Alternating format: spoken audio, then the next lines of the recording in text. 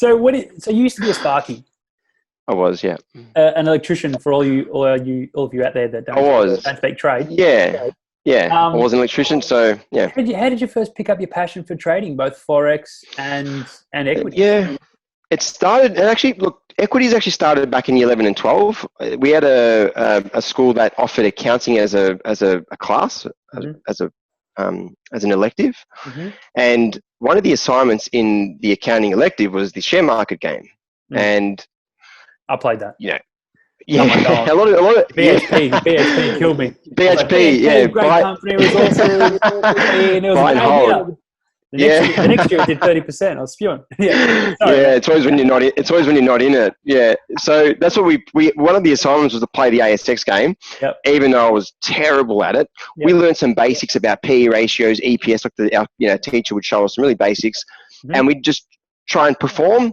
And then at the end of the month or the end of the assignment, you have to write about your findings and whatnot. And I loved doing that. That was like one of my favorite subjects. And I thought accountants were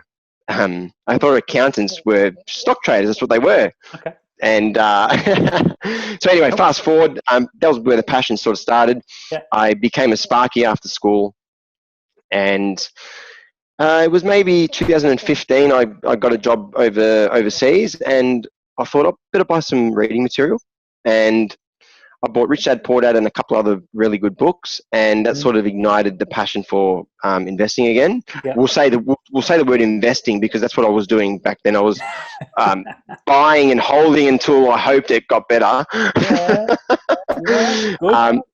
With no education, but that's what it was back then. But that's where it sort of started, and then from then it just snowballed into where I am now.